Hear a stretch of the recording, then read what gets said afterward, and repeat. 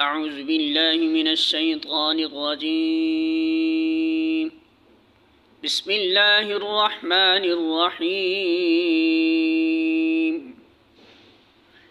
يا أيها الذين آمنوا لا تأكلوا أموالكم بينكم بالباطل إلا أن تكون تجارة عن تراض منكم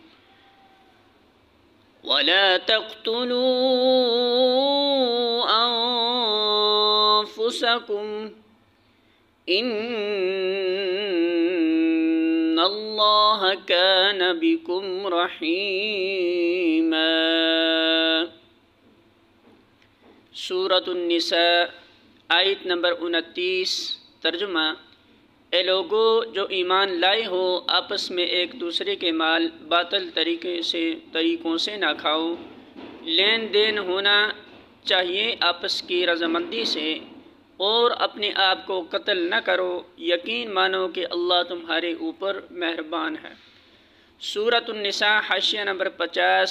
باطل طریقوں سے مراد وہ تمام طریقے ہیں جو خلاف حق ہوں اور شرعاً و اخلاقاً ناجائز ہوں۔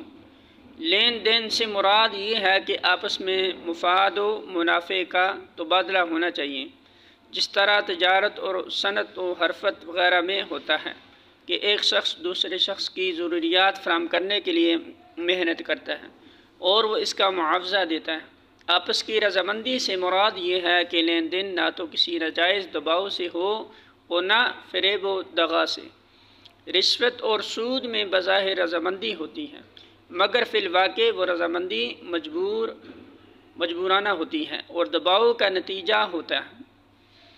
جو جوئے میں بھی بظاہر رضامندی ہوتی ہے، مگر در حقیقت جوئے میں حصہ لینے والا ہر شخص اس غلط امید پر رضامند ہوتا ہے کہ جیت اس کی ہوگی، ہارنے کے ارادے سے کوئی بھی راضی نہیں ہوتا۔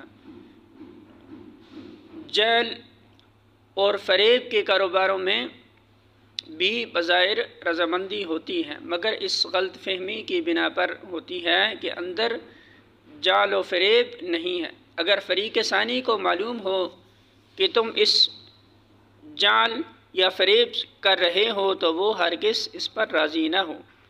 سورۃ النساء حاشیہ نمبر 51۔ یہ فقرہ پچھلے فقرے کا تتمہ ہے بھی ہو سکتا ہے اور خود ایک مستقل فقرہ بھی ہے۔ اگر پچھلے فقرے کا تتمہ سمجھا جائے تو اس کا مطلب یہ ہے کہ دوسرے کا مال ناجائز طور پر کھانا خود اپنے آپ کو ہلاکت میں ڈالنا ہے۔ دنیا میں اس سے نظام تمدن خراب ہوتا ہے اور اس کے برے نتائج سے حرام خور آدمی خود بھی نہیں بچ سکتا، اور آخرت میں اس کی بدولت آدمی سخت سزا کا مستوجب بن جاتا ہے۔ اور اگر ایسے اسے مستقل فقرہ سمجھا جائے تو اس کے دو معنی ہیں، ایک یہ کہ ایک دوسرے کو قتل نہ کرو، دوسرے یہ کہ خودکشی نہ کرو۔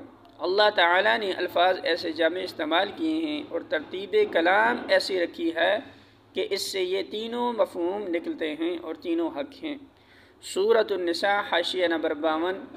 یعنی اللہ تعالیٰ تمہارا خیر خواہ ہے، تمہاری بھلائی چاہتا ہے، اور یہ اس کی مہربانی ہی ہے کہ وہ تم کو ایسے کاموں سے منع کر رہا ہے جن میں تمہاری اپنی بربادی ہے۔